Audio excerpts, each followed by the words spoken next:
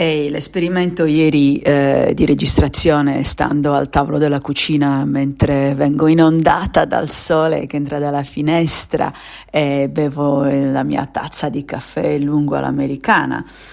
sotto lo sguardo vigile di Mazinga, il gatto grande, o Sputnik, il gatto più piccolo,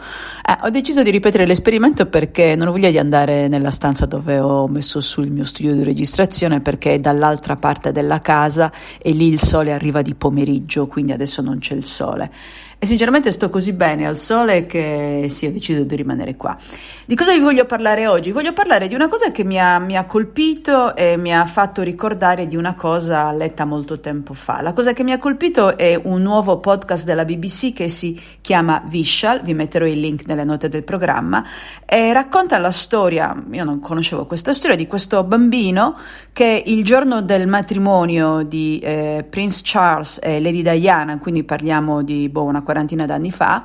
è andato con la sua famiglia, lui era un bambino, è andato con la sua famiglia come tutti gli altri a vedere il passaggio della carrozza, a salutare eccetera eccetera, e questo bambino si è perduto nella folla. Ora non ho ancora iniziato ad ascoltare il podcast, quindi non so se sia stato ritrovato, cosa sia successo, di cosa parla il podcast, però mi ha portato alla mente un'altra storia,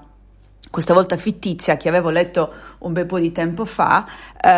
in un libro di Alex Garland. Alex Garland è l'autore che io ho conosciuto con il libro bellissimo The Beach, l'ultima spiaggia in italiano, e che poi il suo secondo libro era The Tesseract, che in italiano è stato pubblicato col titolo Black Dog, e che parla di questo ragazzino che viene da un paesino dell'entroterra,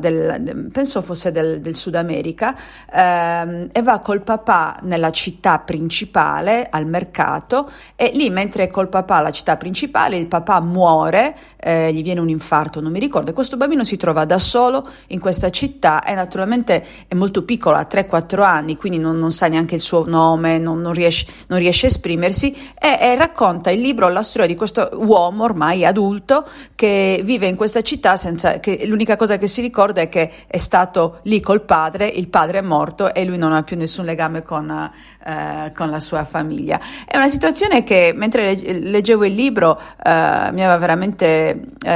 incuriosito e anche inquietato, perché se ci pensiamo sono molte le occasioni in cui noi, anche quando siamo in vacanza, magari siamo piccoli, non abbiamo i documenti e potrebbe succedere qualsiasi cosa e potremmo veramente ritrovarci abbandonati in una città dove nessuno ci conosce. È una cosa molto inquietante. Vi metto il link, e i libri sono molto belli e l'autore, ho scoperto, poi è diventato super famoso.